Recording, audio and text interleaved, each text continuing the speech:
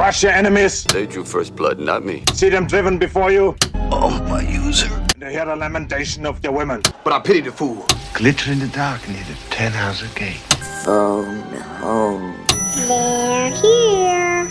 Oh, real light sleeper, child.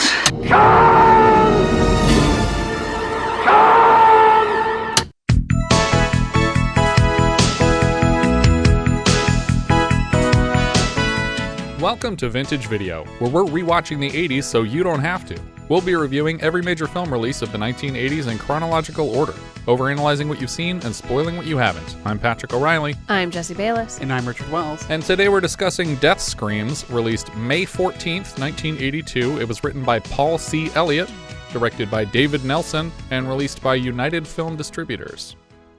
Shot in Shelby, North Carolina, some of the police extras were played by actual members of the Rutherfordton County Sheriff's Department, allegedly for realism, but probably also to save money. Rutherfordton. Can't be Ferdton. Chesterton Fieldville. Yeah. Released on VHS as House of Death, where apparently a couple of the reels were presented out of order. Oops. It didn't really matter, though, to the story. Yeah. Wait, is that the version we watched? No. Oh, okay. Could have been. What we watched was a pristine Blu-ray from Arrow that came out in the last couple years, but before that, it was a significantly worse, lower quality, darker VHS scan. Wait, this was the good one? This is the good version. Holy Yeah. moly. I can't tell who half the people are in most of these I know. scenes. Well, that's just the early 80s and late 70s effect of people being identical. I hope the Blu-ray special features, though, do have the real out-of-order version. That'd be good, yeah. The film starts with a couple we'll come to know as Ted and Angie on a date at night in almost complete darkness. Somehow they're actively having sex on a parked motorcycle. I couldn't tell that was even a parked motorcycle. I was like, it's either a motorcycle or maybe a motorized wheelchair? That'd be really weird. That's an interesting flavor to start the film with, for sure. Leftover prop from Lady Chatterley. Two teens Now- fucking on a rascal scooter. Is it parked under a train track? I guess it's near enough the railroad tracks that they expect to use the passing train to enhance their lovemaking with its vibration. I wasn't quite sure how that was working. Yeah. I'm not so sure Maybe either. they're just train enthusiasts. Yeah, they're just really excited about it. Are you not into trains? Yeah, they're just on the spectrum somewhere. Ted claims for a moment to be caught in his own zipper, but eventually frees himself. He might be, I don't know. It's weird that we're bothering with this. Angie keeps asking Ted to assure her he loves her, and he finally does just before the train comes, but sadly Ted and Angie don't. Because just as the train's whistle reaches its crescendo, there's a sudden garrote wire wrapped around both of their necks, choking them tightly enough to cause their mouths to drip with blood. Okay, logistically, I am really not sure you can strangle two people at the same time. With one cord? With one cord? Definitely not. You'd have to figure eight it. Yeah, And well, And that's not what's I mean, going this is on. not. It's Yeah. like one big lasso around their neck. But, like, I feel like there'd be enough room Yeah. between your heads squishing together that you could still breathe. Yeah, but it almost looks like there's no garrote wire, and they're just for some reason squeezing together in darkness. It's so dark. Yeah. I didn't know what killed them. I just I thought, is it the sound of the train? It was louder than they thought, and they died from it. I mean, I thought they were going to die from the train. I was very confused Yeah. at first, but I did notice the wire. I thought that they were going to be like hung underneath like a train that was going overhead and the train was going to pull. Like nothing interesting happens Nope. here. Like it doesn't actually involve the train in any way. No, other than by proximity. Wider, we see the couple and their motorcycle pushed off a bridge into a rushing river, and the opening credits play out over their corpses splashing into the water and flowing steadily downstream. A rising scream accompanies the title Death Screams, which is scribbled over in red with the zigzagging waveform of the scream. It's kind of neat looking. The score for this section is needlessly bombastic and doesn't fit what remains of the film at all.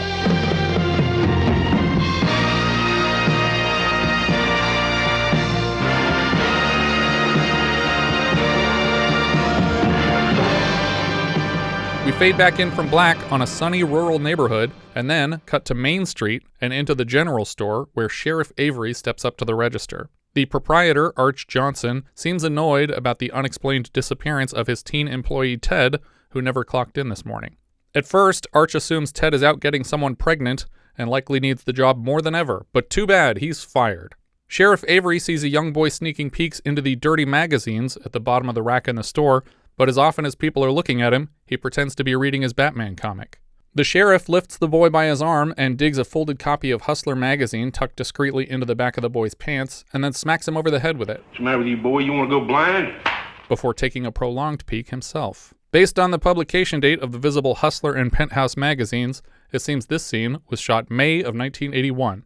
And according to IMDb, the model on the Penthouse cover is actually Lisa Capuano. The trivia point ended there. Not having heard the name, I googled it to see why it was worth adding to IMDb trivia, and based on my cursory research, Lisa Capuano appears to be Chris Evans' mom. Oh. So this is Captain America's mom on the cover of the Hustler magazine on this magazine rack. So that's America's ass?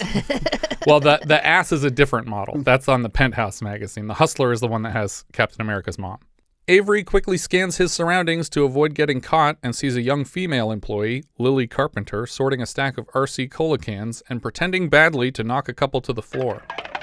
Lily, can't you do anything right today?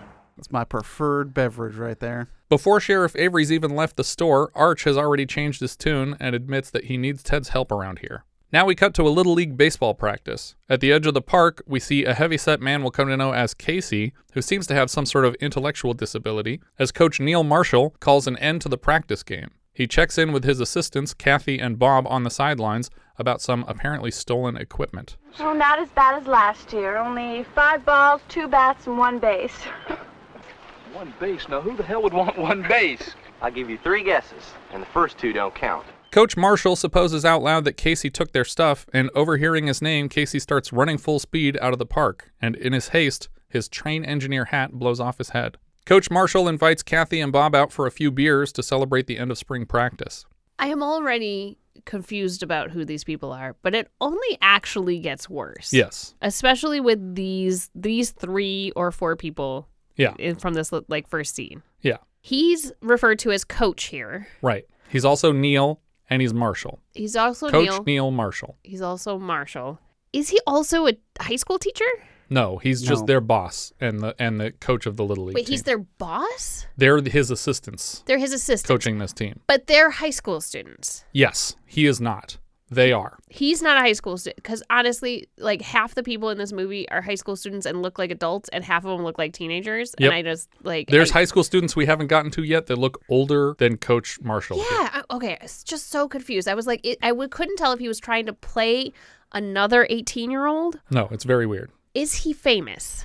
No. Not the actor, but in the movie, I feel like. No, he's literally just a baseball coach. He's just a random baseball coach. Yeah. Because people seem to revere him. Yes. And I don't get it. It's odd. Well, it's also small town sports stuff. Okay. Where those people are highly praised. I kept anticipating, I was waiting for people to explain better who everyone was. And I was anticipating, which never came, somebody to be like, oh, he's that famous guy who major did the thing. league guy that, came back to our hometown and is now teaching our kids or whatever. But he's not Alan Arkin and Choo Choo and the Philly Flash. He's not Cannery Row. He's just a guy that teaches kids how to hit baseballs. Okay. Very confusing. Anyways, so he's an adult. He's a coach. These other 2 with him, probably 17, 18-year-old high school kids. They're seniors in high school, and he's offering to buy them beers for helping him out today and for spring practice being over. I did question that as well. Yeah. I was like, what were the laws in 82? And I was I mean, it depends on where you are, really. And that was the answer. It was it wasn't a national drinking age until 84 or something like that. So it depended on which state they're in. And I have no idea what state they're in. I think that's very intentional. When Coach suggests an extra beer for the first one to the car, Bob tries to run and drops all his shit and then wastes time scooping it all back up. Casey nearly retakes the field, which is still strewn with more equipment to steal, but he just grabs his own hat and turns around as soon as he appears. At the bar, their waitress Ramona brings them an enormous beer pitcher. Based on their arrangement in the booth, I would have guessed that Coach Marshall and Kathy are an item because he has his arm around her, but we'll learn that's not the case. The shooting location for this bar is a Shelby restaurant called Bridges Barbecue Lodge, which is still in operation today and looks mostly the same. What state is it in? North Carolina. Okay. When they raise their drinks to cheers each other, Kathy confuses both men by saying L'chaim, but explains it's the only toast she knows. Bob promises to teach her more, and their waitress Ramona jumps in to suggest one. To all the girls who like to play.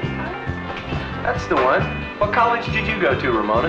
None. I told you, I just like to play. Kathy admits she's nervous about moving on to college, and Bob promises to help her through it. Ramona's manager asks if she can come in tomorrow, but she refuses because the carnival's in town. Didn't know you went in for all the kiddie rides. I don't. I like them big. On the way out, we learn these pitchers of beer cost $2.75 total. That's for all the drinks for all 3 of these people. So steep. Ramona flirts with Coach, complaining she'll be lonely with all her customers leaving at once, and she walks her fingers across his shoulders, but he looks only bewildered by her. Walking home together, Bob reassures Kathy that he'll look out for her when they start college. He commends her girls' baseball team for beating his boys' team at practice today. Once they reach her porch, Bob asks if Kathy wants to go to the river with him tomorrow, and she agrees quickly, but then remembers she volunteered to work the carnival. He thinks he's being turned down until she asks if he can help her there, and he gladly agrees. We hard cut to the corpses from the cold open still meandering downstream undiscovered, and it's like midday. You say meandering like they have agency. Yeah. I don't know. They're taking the scenic route. Yeah. Back at the general store, Lily has the same conversation with her manager, Arch Johnson. He asks her to come in the next day, and she reminds him she has it off. Lily walks home from work along the darkest path of wilderness she can find. Passing through a rail yard along the way, she's somehow snuck up on by an entire train that she never hears coming until it passes feet in front of her face. At which point, I can only assume she experienced an earth-shattering orgasm. Okay, well, you're walking along railroad tracks. Clearly, there's no train coming because you would have seen, heard, and felt it arriving. Do you guys recall the last time someone didn't see a train coming? Was it Ted and Angie? No. They definitely didn't hear it coming.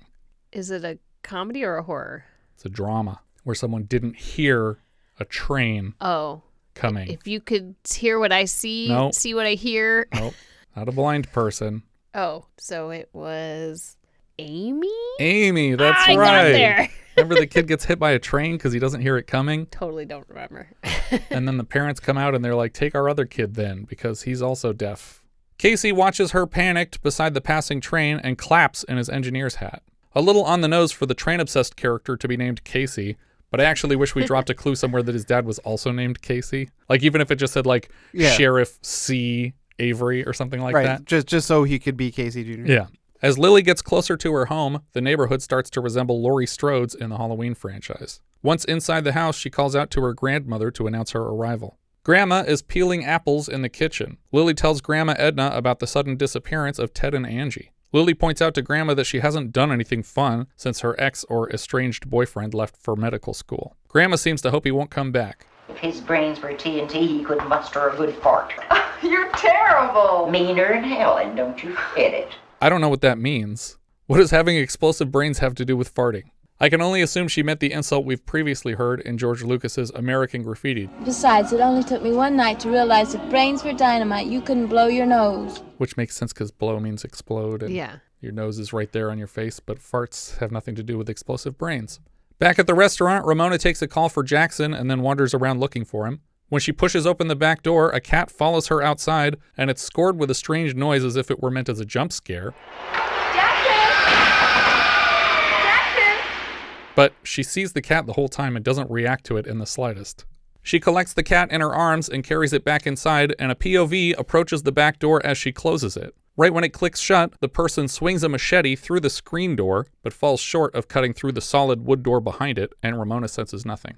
Yeah, wouldn't that make a lot of noise? I would think so. And why does the killer then just give up? Yep, time to go home. The next day, we cut to the fairground of the local carnival. We see a man we'll come to know as Tom, who I at first thought was the coach again, but it's not the coach again. It's a different guy named Tom. Also looks very old. Yes. But isn't, I don't think. He's throwing baseballs at stacks of milk jugs, trying to win stuffed animals for his lady friend Ramona from the restaurant yesterday. Tagging along with them are two more couples that we'll come to know as Diddle and Sandy, and Walker and Sheila. I just want to congratulate you for figuring out their names. Yeah. Well, I didn't figure out Sheila's till later. I don't even know if they say Sheila in the whole movie. They do one time, and I said, who the hell is Sheila? Well, there's another name that they say, and I'm like, who is that person? At least according to the subtitles. I don't know if I'm mishearing it. Nearby, we see Casey struggling to board a carousel. He bumps into what I thought was another new yuppie character with a sweater draped over his shoulders, and then Casey turns to run away, inexplicably scared of the man who seems to know his name and call after him. Whoa there, Casey. Casey? And when he turns around, we see it's just Coach Marshall from the earlier scene, suddenly in a Lacoste polo, looking weirdly Ivy League in matching green pants, sweater, and polo. Now, I couldn't tell if Casey was supposed to just be an attendee here or if he's supposed to be working the fair, because he seems to do a lot of weird things. Yeah. Well, I think that his mom organizes it, and so he comes here every year and he cares a lot about it. I think it's a weird thing to like attempt to board a moving carousel. And so I was like, oh, maybe he's a worker here. But like, then he runs away. Yeah. I mean, that's just his move, though. We cut elsewhere at the carnival grounds where a woman operates a $1 kissing booth and accepts payment from a handful of children. When a hairy biker dude approaches the booth, she raises the price to $5 and the guy walks away. Next, we see Lily rolling Grandma Edna around the carnival. They find Kathy working the booth she promised to. The sign on the booth says The Junk Shop, and the booth is literally just bare, unpainted wood. The only piece of set deck here is a solitary toaster on the counter, but it doesn't stop Lily from complimenting the awkwardly sparse presentation. See you later. Your booth looks good. Thanks. Does it? It's literally just a toaster on a piece of wood. It's avant-garde. Just then, Bob stands up from behind the booth that he's apparently still actively hammering together. He invites Lily to help him nail stuff later. He pantomimes Groucho Marx delivery, fiddling with a cigar. I never kid around when it comes to nailing. You'll have to forgive him. He isn't housebroken yet. Lily asks discreetly if they're an item, and Kathy claims to be working on it. When Lily and Grandma leave, Kathy is suddenly jolted by Bob groping her legs under the counter of the booth. She has to pretend nothing's happening when the sheriff arrives to speak with her. She claims her foot fell asleep, and the sheriff clearly doesn't care and just wanders away. She ducks behind the counter to talk to Bobby. Bobby, what's gotten into you? I think I'm in love. It's about time. She leans in to kiss him. We cut across the carnival grounds again to one of those hammer swing test your might games. One at a time, the guys fail to register on the machine, but before they walk away, Diddle's girlfriend Sandy makes a deal with the man operating it. If she can win top prize, all her girlfriends get stuffed animals.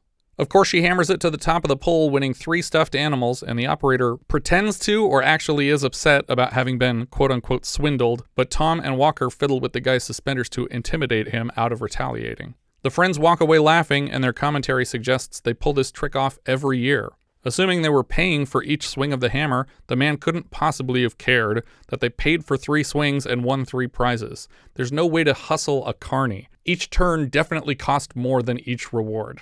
The 3 sets of teens played by actors in their late 20s, early 30s, maybe even 40s for Tom, board a carousel. We cut back to Ted and Angie still floating slowly downstream. They get so much screen time in this movie. Yeah, I really, really wanted it to never pay off. Yeah, I just wanted to. I mean, it pretty much doesn't. Well, yeah, I guess, but I just like to never come back, just to keep constantly cutting to footage of them going downstream. That'd be good. Lily and Edna are spotted by a friend of Edna's named Agnes, who seems to be involved with organizing the carnival each year. Edna is weirdly offended before Agnes has even said anything. She's barely asked how Edna is doing, and then Edna shouts defensively that she isn't senile or deaf, and that they need to come to some kind of understanding between them today. Agnes takes over wheelchair pushing duty and talks about how much fun her son Casey has at the carnival each year. Agnes informs Edna that the quilt she brought for the quilt booth has already sold. We cut back to the triple date, and the abrasive comic relief character Diddle notices his friends discreetly smoking pot behind a tent and makes a joke to draw attention to it. Gang bang! Gang bang! Diddle, easily the worst character of this whole group. Pretty awful. Sheriff Avery is lured to their activity by either Diddle's bad jokes or the smell. The sheriff seems hip to what's happening and gives the kids plausible deniability if they agree to cut it out, and they seem to. Walker literally eats what's left of the joint to dispose of it. I smell that. You know, it has a queer effect on me. Makes me kind of want to find out where it's coming from. Then maybe it'll go away. What do you think? I don't smell a thing, Sheriff. I guess it's gone. Yeah, I appreciate that. Before departing again, Sheriff Avery asks if they've seen Ted or Angie today. Ramona jokes that eventually they'll get bored of fucking wherever they are, and the sheriff goes real dark on her. Not like you, huh, Ramona? You never seem to get tired of it. This shuts everybody up real quick. and the sheriff asks them to keep him posted if they hear anything about the missing teens before he leaves. Coach Marshall stops by a booth selling baked goods run by an acquaintance named Sarah, whose name he seems to know, and who offers him a free brownie, which he quickly accepts and leaves with. The triple date is now a quadruple date, as the previous 3 couples are joined by Kathy and Bob to sit and eat lunch. Coach Marshall sees Lily moving boxes in the service of whatever her job is here today, and she tells him she's a friend of his assistant Kathy. He offers to carry the probably empty box for her and tosses it up on one shoulder with one hand. Sarah at the baked goods booth sees him flirting with another woman, probably while still tonguing crumbs of her free brownie from his teeth. She glares angrily at Coach Marshall, ignoring another customer and then slapping a huge slice of meringue pie on the man's plate when he demands her attention. Back at the lunch table, the quote-unquote kids make plans for the weekend. First, a bonfire by the river tonight, and then ghost stories in a cemetery. I really object to the term bonfire for what they will eventually have. Because it's like the shittiest campfire, Yeah. like nothing campfire. Kathy seems hesitant to join them, worried what her parents will think, but Sandy peer pressures her into it while seductively filleting a banana. Like, she keeps putting it 3 or 4 inches into her mouth and then taking it out without having bitten off the tip of the banana. Not biting it off, but scraping chunks of it off with her teeth, which Yeah. I feel like... It's actually the opposite of arousing. It's like Nick Swarsden on Reno 911. Have you seen that clip? I don't know if I have. Like, he's got the banana. And he plays this character named Super Terry. He's like, Yeah, just like he's on the roller Yeah. skates. He's like, no one's saying you can't eat a banana in public, Terry, but you gotta take a bite. You can't just keep putting it in and out of your mouth. Lily walks Coach Marshall back to her grandmother's quilt booth, and Edna and Agnes both seem to approve of the young man. Agnes even mentions her son Casey seems obsessed with him. Now, if I were just a little bit younger, don't think I wouldn't. Agnes, you're making an ass of yourself. Well, I've got enough to spare. We cut to the adult teens riding potato sacks down the super slide, and Diddle seems terrified by the kiddiest ride here. Actually, I stand corrected. Now these 30-somethings are bouncing around without any children in a bounce house. I think it would be funny for them to include one 7-year-old here to highlight how ridiculous this moment is. This leads to a montage of the couples on various carnival rides and even behind the curtain of some of the animatronic freak shows. There's even one where they're mostly they're paired off in couples in these shots, but then there's one where there's just 2 dudes on a teacup ride. Yeah, it's perfect. We see that hairy biker return to the kissing booth just as the woman puts up a sign saying she's out to lunch. Damn. I know what she can eat. We cut to Bob and Kathy trying to invite their boss, Coach Marshall, along for the fun this weekend, but he doesn't know who to bring. They worry they won't have another chance to hang out before leaving for college. Coach Marshall returns to the quilt booth to ask Lily to join him for the bonfire tonight. She doesn't seem interested, but readily agrees to see a movie next week. Sarah from the baked goods booth is suddenly seen covering Coach Marshall's car with shaving cream as revenge for cheating on her brownie. I thought it was whipped cream because she runs the pie booth. That makes sense too. It just doesn't look very whipped creamy to me. Well, they probably can't actually use whipped cream because it would melt instantly in the hot sun. Yeah, maybe shaving cream would too. I don't know. Casey sees her defacing Coach's car and looks enraged by it. Coach soon sees what's happened to his convertible and removes his sweater to wipe the windshield clean. We get a repeat of the same POV from the animatronic freak show, and then Casey stumbles out the door of that dark room attraction, shaken by the experience. He marches toward camera like a zombie, growling and breathing heavily. Sarah, still on the run from her car graffiti, rushes the J.L. Suttle Sr. Memorial Drinking Fountain, with a lifespan of 1870 to 1943 carved into the side of it. Evidently, Joseph L. Suttle was the founder of the local Shelby business with his own name, the J.L. Suttle Company, which, according to the ancient print ads I found, specialized in ladies' ready-made suits, underwear, and footwear. In the same town of Shelby, North Carolina, there now exists a J.L. Suttle pickleball complex. I wonder what a ready-made suit is. It just means that it doesn't need to be fitted, I think. That you literally just go in and it's like, guess what? It fits you perfectly by magic. Here's a suit that doesn't fit as well as others. Yeah. We won't tailor it. We won't. That's on there. That's their the customer is always wrong. I promise. Sarah takes a sip from the fountain and then fills her hands to pat water on her face before climbing up onto the fountain and untying a bandana from her left thigh. From inside, she retrieves what looks like a bag of drugs or possibly a pack of cigarettes, but we never get a close look at it. Yeah. Before she can even pick it back up, she's struck in the shoulder by an arrow from an invisible archer. Arrowed! Ow, my skin! Well, she wraps the bandana around her head. Yeah. And I was like, what is she planning on doing? Just trying to get her hair out of her eyes. I get it. Sarah grips the wound in pain, having at some point inadvisably removed the arrow, and stumbles through the grass toward a second fenced-off carousel. Never making a sound. Right. Or calling to anyone at this carnival for Just help. Stumbling and bleeding. I better run further away from the carnival. Unclear the plan here. Do you guys recall the last time we saw a confused woman chased onto a carousel by her attacker? Oh, we just had it. What was the name of that movie? It was that Jersey Shore crap. Beach House. That's right. It's funny because I was like, oh, I just saw that. And I wasn't thinking of that. I just watched Sudden Impact. Oh, there you go. And Yeah, Sandra it's Locke another is one. chased onto a carousel. Yep. I was like it's That's so the one where the killer gets thrown on top of it, right? Yeah, lands on the horn. Yeah. And Unicorn horn or something? Yeah, exactly. But it was so funny because it was so fresh in my mind. I was like, oh, I just watched that. For some reason, Sarah climbs onto one of the ponies backwards, and suddenly the carousel is spinning. Her eyes widen in shock, but she makes no effort to disembark before a transparent bag is pulled down over her head to suffocate her. We get one last shot of the carousel in motion with her corpse riding the same pony backward. Now we cut to Casey in his rec room at home, playing with model trains, still wearing his engineer's hat. Mom, Agnes, pops in to put away Casey's laundry and remind him to get some sleep tonight. Casey struggles to explain to his mother what he saw at the carnival today. She tried to hurt him. Who tried to hurt who? She. Goopy's car. What? All on the window. Dirty. Who? Coach. Bad to hurt him. You are right. It is bad. Unclear how Agnes is translating Casey's testimony, but somehow she gets on the subject of sex, and Casey assures her he would never do anything like that to hurt a woman. She reminds Casey that it's also wrong to steal things, and that Coach Marshall reported several pieces of his baseball equipment stolen. Equipment? Bat, balls, bases, things he needs to play ball with. Ball. Casey seems to take this information to heart.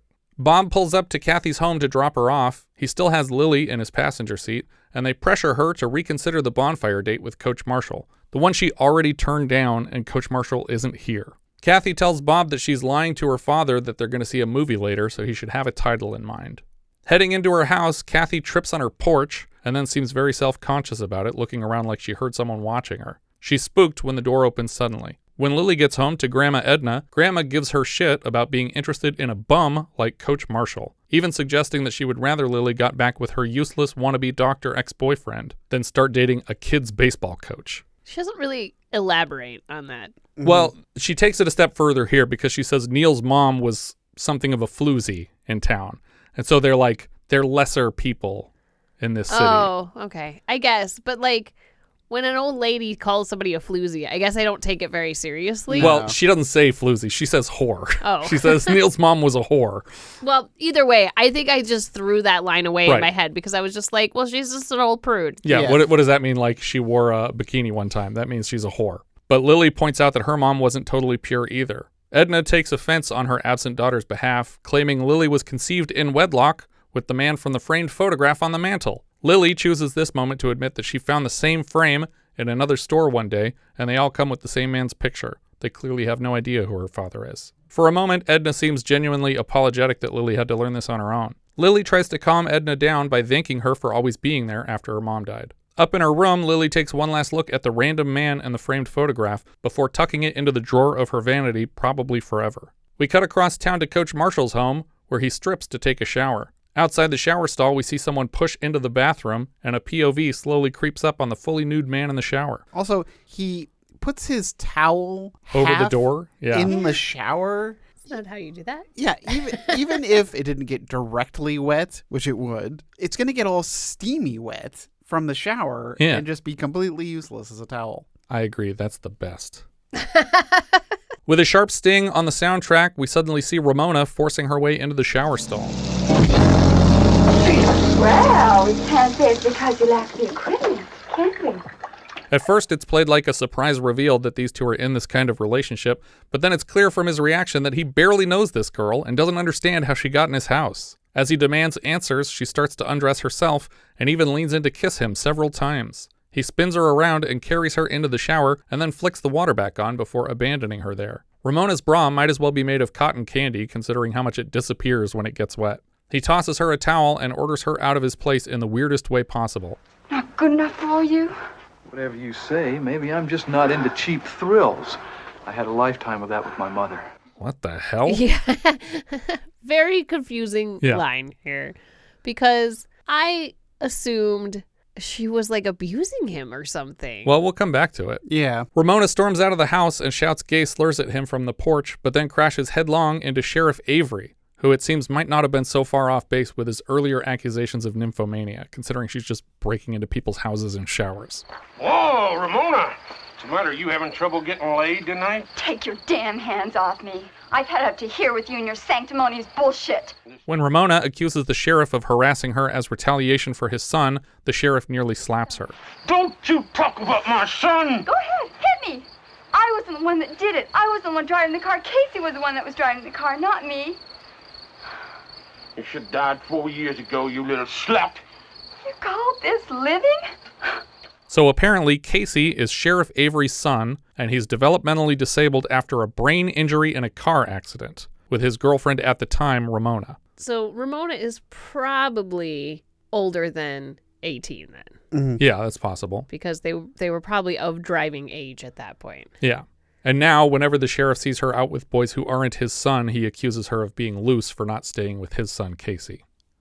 That is also a weird statement. We see Sheriff Avery at his desk at the station playing with his revolver when the phone rings. It's Agnes, possibly his wife or estranged wife. I don't know if they live together. I don't know what's going on. They seem not like a married couple. It seems like He calls her sweetie or honey or something. He calls her sweetheart. Yeah, sweetheart. Yeah. Which I feel like is something that old-timey sheriffs just called everybody. Yeah, it's possible. I mean, Casey is both of their child. Yeah, I was going to say, they are parents to Casey. Yeah. I just don't know We never see them together anywhere else in the film. Right.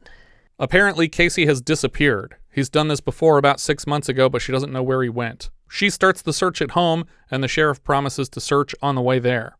We cut to Coach Marshall's home, where he's stepping out at night. He's checking on his car in the garage when suddenly he's hit with a soccer ball.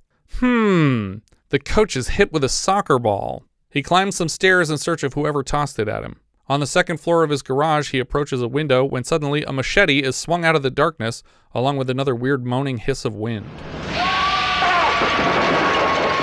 It seems Coach Marshall is no more. Out by the river bonfire, Tom senses that Ramona is pissed about something, but she won't explain. Diddle swings on a rope impersonating Tarzan and finally wears out the last of Sandy's patience. Again, it's so dark and all of these people look the same. I thought this was Casey for a minute. Doing the Tarzan stuff? Yeah, I was like, oh, he's crashing their beach party. That's where he ran off to, because do we even see Casey again? Well, we'll come back to that. It's debatable, I would say. I don't remember seeing Casey again. So at this point, like, I'm waiting for him to show up so that we know what the whole plot point of he's gone missing is. Right, yeah. Sheriff Avery pulls up to Bridges Barbecue and asks Beulah at the register if she's seen Casey. She informs the sheriff that it isn't her job to keep track of Casey and that maybe the manager Jackson knows, but he isn't here. He left an hour ago. For whatever reason, Sandy seems to forgive Diddle quickly, and they dance for a moment beside the fire. Sheila whips out a bag of something to impress her friends. It looks similar to whatever Sarah had bandanaed to her thigh, but we don't see that any closer either. So I don't know if it's cigarettes or drugs or if it's even the same stuff that Sarah left behind. I don't know what's going on. Ramona apologizes to Tom for being grumpy earlier. Diddle seems to have drunken himself unconscious, and Sandy is quickly bored.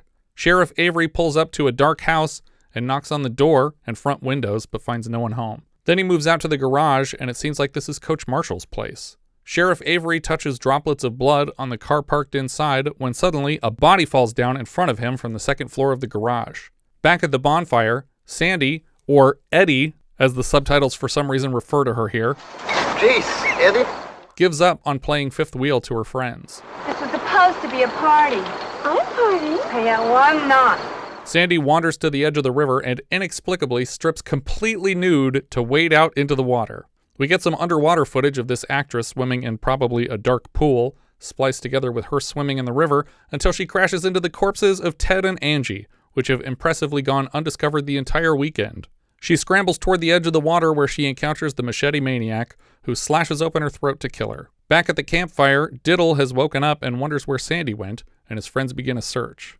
Her friends seem to assume she went home pissed off at them, and we cut back to the river where Sandy's corpse has joined her friends. This is where all the bodies collect. Yeah, there's like a dam here that's built to catch bodies, and they check it once a month.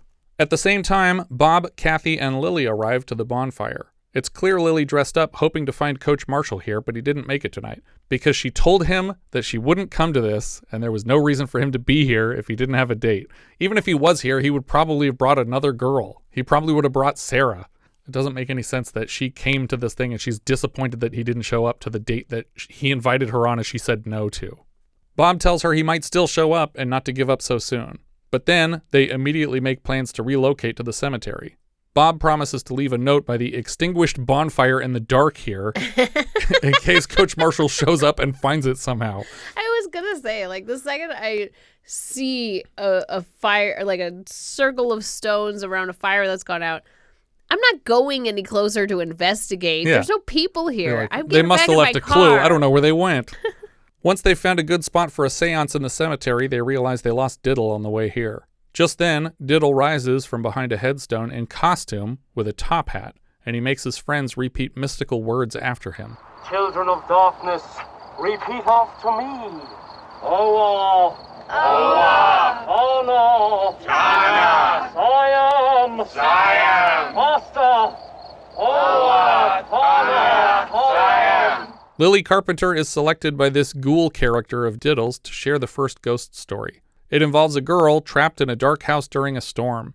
She keeps thinking she hears a noise and is repeatedly calmed by her dog licking her hand to assure her everything is okay. Eventually, she follows a dripping sound to the bathroom and finds the dog she thought was licking her hand the whole time is hung up with its throat slit, and scribbled on the mirror in the dog's blood is a message for the girl. It said, maniacs lick hands too. She punctuates the story with a scream, freaking out her friends. This particular urban legend, often nicknamed The Licked Hand, is also recycled in the second Urban Legends horror film, Urban Legends Final Cut, in 2000. When she wakes up in the morning, she walks into her bathroom and she sees her dog hanging in the shower rod. And then there's this message. That's why it sounded familiar to me. Yes. I mean, I thought it was from Scary Stories to Tell in the Scary Dark. Stories to Tell in the Dark, but it that's is not. Probably a little too gruesome for those stories. No, those ones are pretty rough too. Yeah. On a heavy thunderclap, rain starts to fall and the kids scatter to a nearby abandoned cabin. They collect wood to start a fire in the fireplace while the rain pours down outside. Because that's all you need. Yeah. You just get some fire. wood and the fire just starts right up. Just whisper the word fire at it. Lily wishes aloud that Coach Marshall were here, even though she specifically told him not to come. Diddle admits that he has to use the bathroom, but the cabin doesn't have indoor plumbing, so he borrows a seance candle to go take a shit in the outhouse. His friends plot to surprise him when he's done crapping, and it's the worst idea for a prank I've ever heard. Busting in on someone right after they take a shit? No thanks. Why are we doing that? Especially this fucking guy. Like, I didn't realize what their plan was until they got to the outhouse. Yeah. I was like, wait, you're going to open the door on him? Yeah.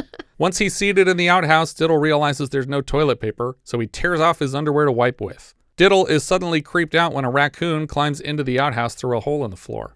Not the hole in the floor. It is the hole in the floor. Oh, because is it? They called it like a double-seater or something like that. He also says when he takes off his underwear, he's like, I'll just tell Mom I lost it. It's like, how fucking old are you? Yeah, that you have to explain missing underwear to your Your mother. mother counts your undies? Yeah. It's like, oh. I may be constipated for the rest of my life. And he is. That's true, yeah.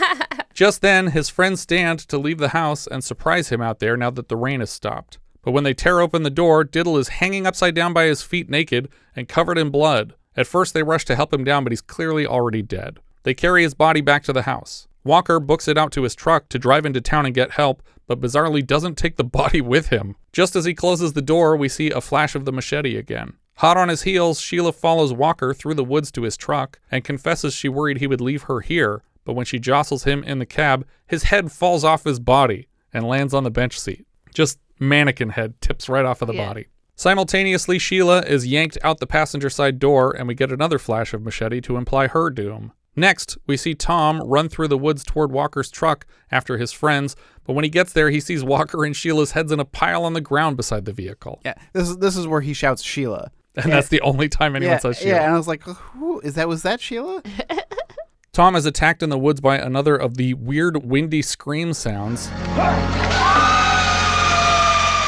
And running through the cemetery back to the house, he trips and falls in an open grave. When he stands back up, Tom tries desperately to claw his way out when the machete maniac cuts off both his hands and he falls backward into the hole. His hands continue to wiggle at the lip of the open grave. Back at the house, Bob thinks Tom is returning and opens the door for him, but slams it quickly in the face of the surprise machete maniac. Bob engages the slide lock and rushes the girls upstairs away from the attacker as he tries to chop his way in through the front window. Ramona slips and falls through rotted wood in the stairs, and as Kathy and Bob try to pull her up, they somehow rip her completely in half. It doesn't even look like the killer did this, because I thought he was still outside chopping at the window. But then, as soon as they pull her severed torso up from the hole, we see a door to a compartment under the stairs fly open. So I guess the killer was in there too. The maniac chases them further up the stairs, and they barricade themselves in the attic with heavy furniture. Bob tries to hold the door closed with his back at first, and gets stabbed through the door. When the maniac finally busts his way into the room, it's Coach Neil Marshall, still alive,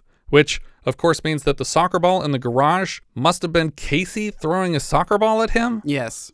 Casey threw a soccer ball at the coach in his own garage for some reason. I would have accepted if it was a baseball and Casey was trying to return the equipment because he felt bad about stealing it from the coach. Then the storyline might actually make sense. But he threw a soccer ball. And then waited for Neil with a machete, or... Yeah, why was there a machete upstairs? Why did we see a machete get swung at Coach Marshall if he's the one killing people with a machete? Does a machete get swung at Coach Marshall, or... Does he just pull it out right then? Is Coach Marshall the one swinging the machete in that scene, and is Casey still alive? He just found Casey up there and killed him. That's what I'm thinking. And then, a few hours later, dropped Casey on his own father. That's Casey's corpse falling down out of the ceiling. Presumably, because the corpse falls down, so it's got to be Casey. And but this isn't the fucking Bill and Ted universe. He didn't, set a timer for that body to fall. He's right up there, pushing a dead corpse onto the corpse's father. No, I mean, it's got to be one of those, A water timer?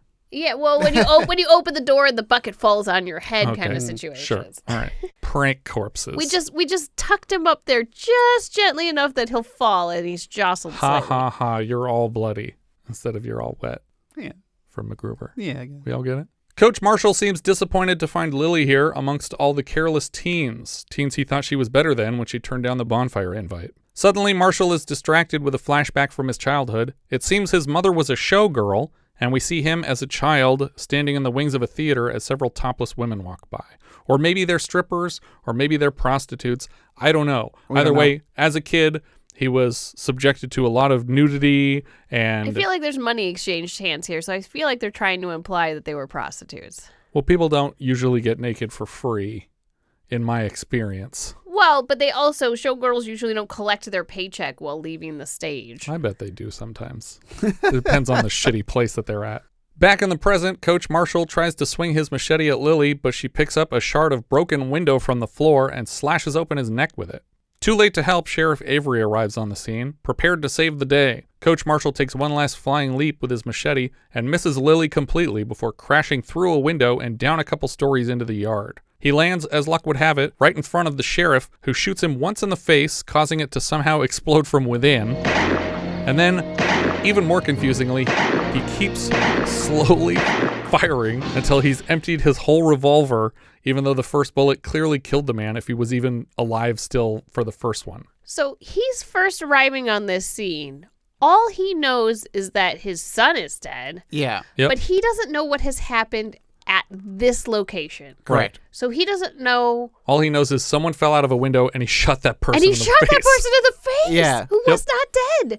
And I was like, this is bonkers, because what if the killer is the one up there and he just shoved the coach out the window? Yep. Maybe he just had a vendetta against Coach. He's like, this is my chance. Yeah. I mean, I feel like he hates all these people anyway. He doesn't really care at this point. But I wouldn't waste all 5 bullets on the same guy if there's a bunch more people I want to kill. Later, we see the sheriff walking Lily past an ambulance to his car so he can drive her home. Neither of them really understands why this happened, nor do I really. Yeah. My God. Why? I don't. I laughed so hard at that line. Don't know. It's like, I don't know either. We cut one last time to the 3 bodies that nobody ever found floating naked in the river, and the credits roll over these corpses. The end. So I asked you guys, because this ending is very unsatisfying and bizarre, to come up with our own twist ending for who actually killed these people. What did you guys come up with? Well, I'll let Richard go first. Well, I mean, it will require a little bit of re-editing. Sure. But to me, it's the sheriff. The sheriff hates all these teens. For the car accident. Hates especially hates Ramona, but keeps like hassling these kids. Hey, have you seen those 2 kids? Like, I keep smelling marijuana. You know what that means? And, like swatting the kid on the head about the magazine. You want to go blind? Like, he's tired of like kids and sex. Yeah. And so to me, the sheriff, although not super agile. Yeah. This is not an agile man. And dangerous behind the wheel. Yeah. Can still serve a purpose. Is the only logical killer. Sure. Because no one, for me, like, it's like they're spending too much time trying to make us think it's Casey. Yeah. But I think they could have made it Casey. It just isn't much better than what's already here. Right, exactly. And also, it would be fun for one of these movies to hint so strongly at a red herring, and then for that person to actually be the killer. And I thought this has nothing to do with my alternate ending. I thought Neil recognized Lily because Lily doesn't know who her father is, and I was like, was Lily's mom one of the showgirls? Oh, interesting. Okay. And that's how he knows her. Like she looks exactly like one of the other dancers, and it's like, that was your mom. Oh, and that's why he's obsessed with her in particular. What do we do that in? That was The Nesting, where the lady, her mother was a prostitute. Oh, yeah. And in the flashbacks, it's played by the same actress. Yeah, so I thought like maybe he recognized her, like it's like, oh, you're the daughter of one of the showgirls that my mom knows, or perhaps even my sister. Oh, sure, yeah. And that's why I'm like having like a weird obsession with you. But so that was like a thing I thought was maybe what was happening in that moment when he says, or Lily? maybe you're my daughter because I got raped by one of my mom's friends. Who knows? There's not enough information in that flashback. Yeah, and I have no idea how old anybody is. Right, that's true. I think on a similar note, like Agnes could have done it because she had similar motives as the sheriff, being like, oh, my son's disabled because of, what being they in this did, car accident because of these kids. And, I organized this carnival to lure them all to town the Yeah. same weekend, and then I take them all out. There you go. Like a Mrs. Voorhees. Yeah, exactly. And I think your only other option. Well, okay, I have two. There's two. Don't other spoil options. mine. All right, you go. You go. I'm excited about mine. You go. The fucking raccoon did it, guys. Oh, that wasn't. That's either why mine. you see the raccoon come out of the hole, and he's like, "Oh no, I'm never gonna shit again." And then the next time we see him, he's fucking upside down, dead as fuck. The raccoon did it, guys. Yeah, I did. Well, I think you could have Grandma Edna. That'd be fun. Yeah. Because she was, just pissed off. She's just faking the wheelchair. And then Lily is just going too floozy on her, and all the other kids are immoral, and just she's carving up those apples just like the kids. But my last option, picture frame guy. Oh, okay. Oh, man, that'd be great. It turns out he is her father. He was also a model for a local frame store. No, he puts his own pictures in all the frames. That's and his all the calling People card. he's going to kill. He puts his own picture there, one for each person he's murdered, and he did it at a whole store in Savannah once because he killed 60 people in that store. There you go. All right. Well, I couldn't figure out why the machete killer, if the machete is his go-to weapon, why he also strangles people? Strangles with garrote wire, where clearly a machete would have been beneficial. Shoots people with an arrow? With an arrow. We got no archery in this movie at all. He's a jack of all trades, He's very athletic coach. Yeah. Right. But that's so the murder should have been more with sporting equipment. And then, well, I think that's too much of a giveaway, though. But then she doesn't even die of the arrow shot. He puts a bag over her head. That's true, yeah. There's no clear modus operandi here because he's not doing things the same twice ever. Now, do you think that while he was choking the two of them, that he was also orgasming from the train well, passing? the train was there. Yeah. he had not orgasm when the train He has there. a smaller wire around his own neck. Their wire is connected to his wire. It's the whole thing. So why doesn't he go through with killing Ramona at the restaurant? When he stabs the screen door, you mean? Yeah. I don't know. Why didn't he just go in and kill her? At his house. Yeah, she was literally in his living room. He would have been within his rights as a citizen to kill her there. And he doesn't do it still. He's like, I just want to see her tits right now. But he doesn't. I'm tired of killing people. And why does the sheriff keep coming back to Marshall's house? Because he knows Casey's obsessed with the coach. So when he's looking for his son, he's like, I'll go to Coach Marshall's house. Then Casey should have witnessed some of these murders, and that's what he keeps trying to explain to people. Maybe that's why he threw the soccer ball. Because he was like, you killed a girl. Well, that's why he keeps running away from him. Okay, interesting. That would make more sense. He's like trying to warn all of them. Yeah. And he tried to come back and he'd tell his mom, like, oh, Coach gooped a girl. And it's like, well, you don't watch Coach when he's gooping girls. Like, thumbs up or thumbs down on this one? Oh, thumbs down. It's a thumbs down. Yeah, it's pretty boring. And all the characters are interchangeable. And there's, 6 couples? 7 couples? There's 5 couples. Well, 6 couples if you include Ted and Angie. Right. Yeah. Yes. Yeah, because there's the 14 couples. There's the semi-adult couple of Lily and the coach. And then there's the floaters. Yes. The floaters. And then if we want to say that Edna and Agnes are a couple, I don't know. Yeah, it's, it seemed like maybe there they got was their some kind of club going on there. Yeah. We have to come to an understanding. Yeah. And I was like, what are they I got enough ass for you, Edna. Yeah, so 3 thumbs down for this one because it's pretty worthless and the characters are not very well defined at all. What are we thinking Letterboxd for this one? Well, I have it at 69 out of 73. It is below Soggy Bottom USA and above The Comeback Trail. Richard? I have it at 68, which puts it below Penitentiary 2, but above The Dorm That Dripped Blood. I have it in 66, which is just under Partners and just above Final Assignment. Our director here was David Nelson. He played basically himself, Dave Nelson, in 434 episodes of The Adventures of Ozzie and Harriet, starring his actual parents, Ozzie and Harriet Nelson.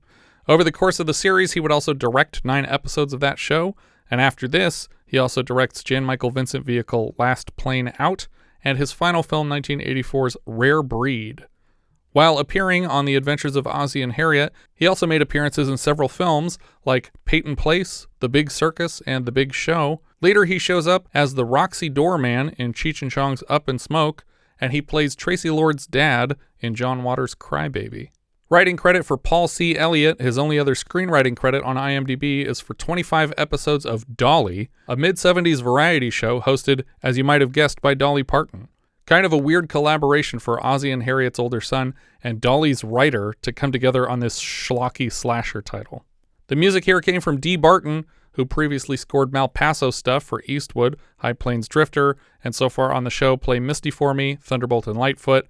He also scores a 1987 film called The Rutherford County Line, which loosely connects to this film involving the Rutherfordton County Police. The cinematographer here was Daryl Cathcart. He previously lit 76's The Electric Chair, 77's Hooch, and so far on the show, 81's Final Exam. His only remaining credits are for Carnival Magic next season and David Nelson's directorial swan song, Rare Breed. The editor here was Jerry Whittington.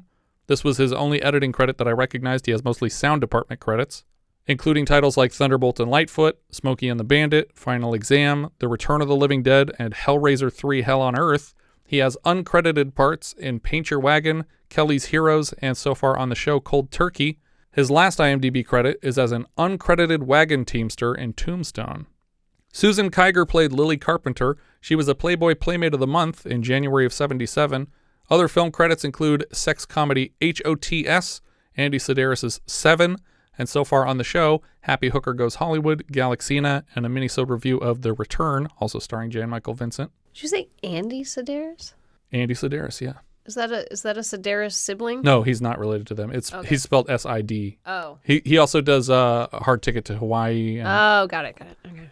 Martin Tucker played Coach Neil Marshall. After this, he shows up in Stephen King's Maximum Overdrive, and apparently he made a single SNL appearance as a businessman in a fake commercial for Busy Lady, a micro shaver the size of a lipstick, for the woman on the go. William Hicks played Sheriff Avery, not that Bill Hicks. He previously appeared in Challenge and Hooch. After this, he reunites with director Nelson for Rare Breed. Jennifer Chase played Ramona. She has a single TV movie appearance after this in Balboa. Seems like she should have worked more. Jodie Kay played Sandy. She previously shows up in The One-Armed Executioner, and after this, in episodes of The Fall Guy, Chips, and The Love Boat. John Kohler played Diddle. His only other credit is as a photographer in Dogs of Hell. Andrea Savio played Kathy. She returns with parts in Striker, Beach Fever, and Death Chase. 2 years later, she would become the fourth wife of actor Tony Curtis, making her the one-time stepmother of Jamie Lee Curtis, despite being 5 years younger than Jamie Lee Curtis, her stepdaughter. Kurt Rector played Bob. He also shows up in Dogs of Hell next season, and then a big gap until appearing as Victorian Man 2 in 2022's A Christmas Karen. Josh Gamble played Tom, just this. Hans Manship played Casey. Hans Manship. Greatest name. We saw him last credited as Agents in De Palma's The Fury. He's back later this season for Paul Bartel's Eating Raoul. Helene Tryon played Edna Sharp. She was Mrs. Forbes in Dogs of Hell, Grandma in Tales of the Third Dimension, and Mrs. Doggy Duty Piles in Hyperspace. Mary Fran Lyman played Agnes Bottomley. Bottomley? Really? She says she's got enough ass for everybody? Well, that's what makes me think that her and the sheriff weren't together for a long time, because they have different... Unless Sheriff Avery is his first name or his last name? I don't know. I wish it was Casey, though. I'm on the record. Anyway, Agnes is back next season as a realtor in Brainstorm. Monica Boston played Sheila, just this. Mike Brown played Walker, not much else. Sharon Alley played Sarah. This is her only acting credit, but she works on camera department for Born on the 4th of July, House Party 3, and music videos for the Indigo Girls, Michael Bolton, and Bruce Springsteen. Larry Sprinkle played Ted. That's the body we watched floating for a really long time. He appears later in Dogs of Hell as a security guard and fire starter, and he's Marv McCain in the 1986 Trick or Treat. Penny Miller played Angie. We saw her last in her only other credit as Dolores in The Hollywood Knights. I think that's one of the girls that's a cheerleader that forgot her underwear or something like that. Bill Eisen plays Arch Johnson, just this. David Lenthal plays Jackson. That's the manager of the restaurant. He plays Mike in a couple young Indiana Jones Chronicles episodes. He's the Meg Ryan customer in Empire Records. He's also an English teacher in The Rage Carrie 2 and Mikey the cameraman in Muppets from Space. Debbie Eisen, who has the same last name as Bill Eisen playing Arch, is the girl at the kissing booth. So maybe the store manager and the kissing booth lady are a couple, or siblings, or who knows. But this is her only credit. Gene Poole played the hippie at the kissing booth. That's the biker that couldn't get a kiss. We saw him last as a cafeteria worker in Final Exam, his only other acting credit. And for that film, we also mentioned how funny it is that his name is Gene Poole, with Gene spelt Gene, but Poole has an E at the end of it. He has mostly camera department work on Black Rainbow, Prancer, and Exorcist 3. Jimmy Buscos played Boy in Store, just this. R.C. Nanny played R.C., He's Mitch in Final Exam, and Chester and Captain Starfighter in Hyperspace. Barbara McClarty played Sarah's mother, just this. Wait, Sarah's mother? Oh, is that the other woman at the baked goods store? That's her mom, okay. Robert Melton played Carnival Barker. He's also a jock in Revenge of the Nerds. That's his only other credit. And then Gail Minton played Brenda, just this. I think that's everything for Death Screams. If you have any thoughts you'd like to share, you can find all our socials at linktree/vintagevideopod. I'm sorry, did you say Death Screams, as in it is the screams of death as a person? Or is it Death Screams, the screams you make when you die? I did not say nearly that many words. All I said was Death Screams. He was implying the tone in which you were saying it. Changes the meaning. Emphasis, yeah. Death Screams. You can choose if that's a sentence or a thing with an adjective. And if you really like the show, you should join our Patreon campaign at patreon.com/vintagevideopodcast for access to all our monthly 70s reviews and a hand in choosing next month's film. Patrons are currently choosing between Cooley High, Doc Savage, The Man of Bronze, Jaws, Let Sleeping Corpses Lie, Love and Death, Nashville, Race with the Devil, Rollerball, and The Wilby Conspiracy for a 50th anniversary review next month. Thank you so much for listening, and I hope you'll join us next time when we'll be discussing The House Where Evil Dwells, which IMDb describes like so. A young American family moves to a house in Kyoto, Japan. It turns out to be haunted by the ghosts of a woman and her lover who were killed by the woman's husband, as well as the ghost of the husband who killed himself afterward. We leave you now with a trailer for The House Where Evil Dwells. They were strangers from the West, learning to live in harmony with their new home. Everything seemed perfect. Until they learned the truth about the house where evil dwells.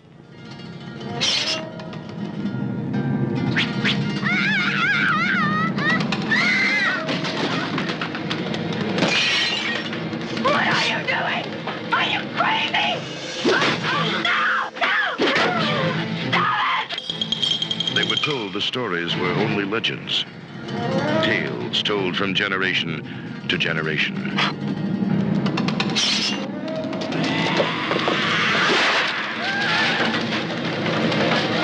It happened 100 years ago, and now it's about to happen again. The house where evil dwells.